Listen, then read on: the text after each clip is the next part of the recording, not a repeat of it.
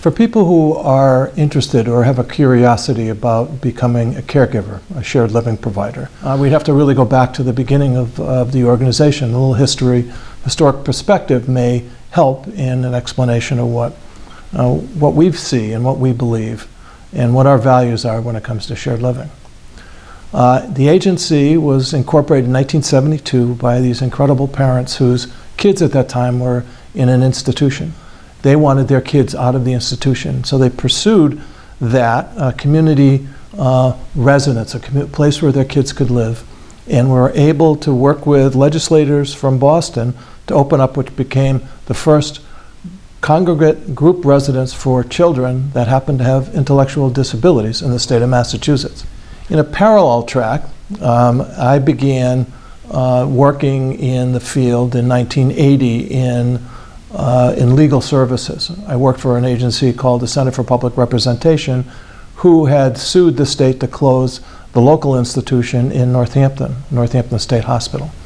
My job was to go onto the wards of the institution and work directly with people about moving them out, getting them out of the institution as quick as possible into a community-based service.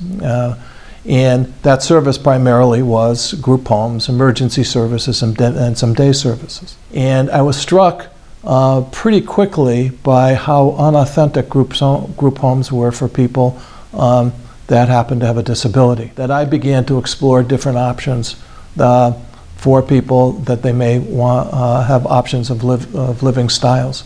And I ended up in 1981 in a L'Arche community in Syracuse. L'Arche is an international group of people created in the mid-60s by an amazing man named Jean Vanier, who, in a small village in France, which had an institution, befriended two men from that institution and asked them to live with him. They did, and it created an incredible movement.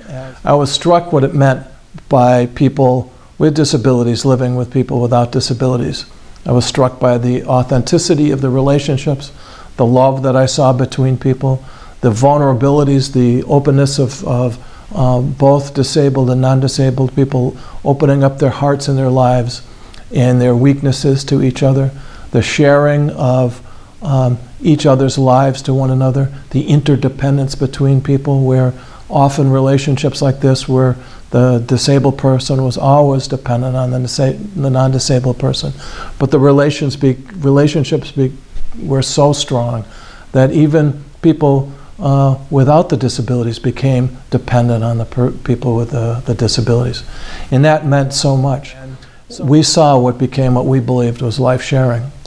I brought these principles of L'Arche, of life sharing, of the opening up of people's hearts and homes to people with disabilities, and began to implement it in the Pioneer Valley. And so over the course of a couple of years in the early 90s, 91 and 92 and 93, we were able to move 55 people out of 15 group homes throughout Western Mass into 55 different shared living homes.